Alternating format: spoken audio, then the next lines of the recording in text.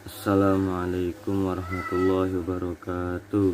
Nama saya Maharudin Kubro dari kelompok 7. Nama saya Alhanif Ayatullah Husaini dari kelompok 7. Saya Muhammad Alfian Jamil dari kelompok 7. Kami bertiga ingin menjelaskan atau memaparkan secara singkat sebuah judul, yaitu teori mengenai hubungan dalam komunikasi. Hubungan teori dalam komunikasi terbagi menjadi 4, yaitu teori sibernetika, kedua tradisi sosiopsikologis, ketiga tradisi sosiokultural, keempat tradisi fenomenologis. Ya, langsung saja ke materi tradisi sibernetika yang akan dibawakan oleh saudara Maharudin Kubro. Baiklah, di sini saya akan mencoba menjelaskan teori mengenai hubungan dalam komunikasi. Yang akan saya bahas di sini adalah tentang tradisi sibernetika. Sibernetika yakni adalah tradisi komunikasi yang berhubungan dengan proses pengambilan keputusan, dan juga menjadi tradisi komunikasi yang digunakan untuk menghubungkan mata rantai dalam komunikasi yang terpisah-pisah. Sibernetika lebih condong pada interaksi yang terjadi dalam komunikasi intrapersonal. Tradisi komunikasi sibernetika lebih sering digunakan pada interaksi dalam diri individu. Percakapan, hubungan interpersonal, kelompok, organisasi, media, budaya, dan masyarakat, yang mana saling mempengaruhi. Baiklah, materi selanjutnya akan dibawakan oleh saudara Alfian Jamil. Saya di sini ingin menerangkan tradisi sosiopsikologis. Sosiopsikologis atau sosiopsikologikal ialah tradisi komunikasi yang berfokus pada peran manusia sebagai makhluk sosial.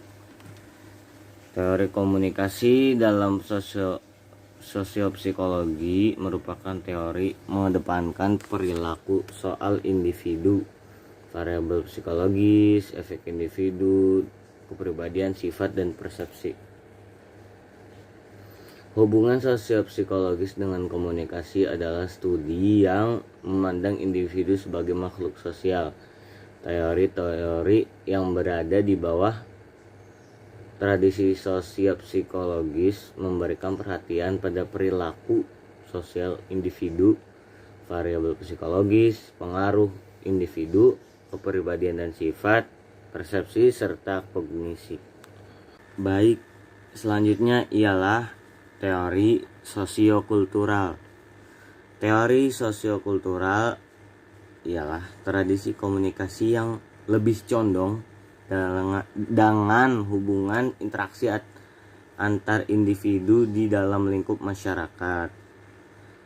Paham interaksi simbolis, konstruksionisme, sosiolinguistik, filosofi bahasa, etnografi, dan etnometodologi adalah beberapa unsur yang mempengaruhi sosiokultural.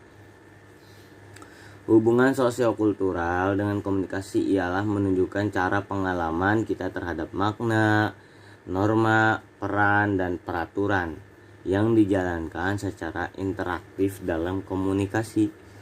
Sosiokultural juga mempunyai pendekatan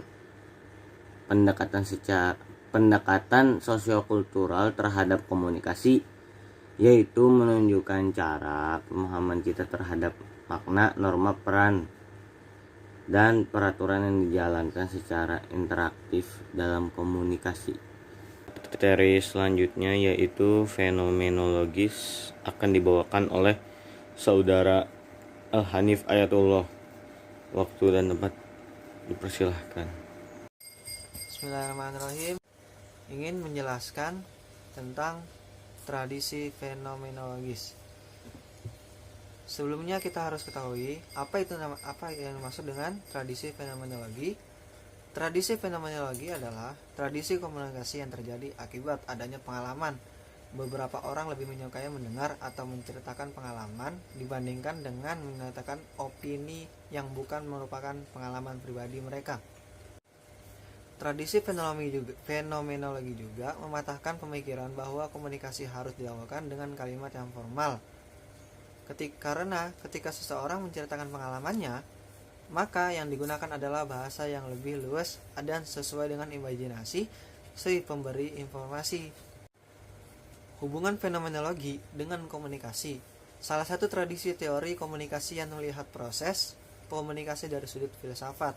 Tradisi fenomenologi memandang komunikasi yang efektif sebagai dialog yang disertai dengan nilai-nilai keterbukaan dan otentisitas baik dalam ucapan maupun tindakan.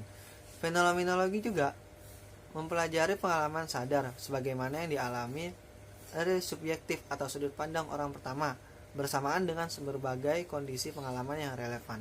Dari semua ulasan di atas dapat disimpulkan bahwa fenomenologi adalah studi tentang ilmu pengetahuan yang didapatkan melalui suatu objek atau peristiwa dengan mengalaminya secara sadar. Dan itu semua bisa disebut dengan pengalaman. Mungkin cukup sekian dari kelompok 7. Mohon maaf apabila ada kesalahan dan kekeliruan dari kami. Wabillahi taufiq wal hidayah. Wassalamualaikum warahmatullahi wabarakatuh.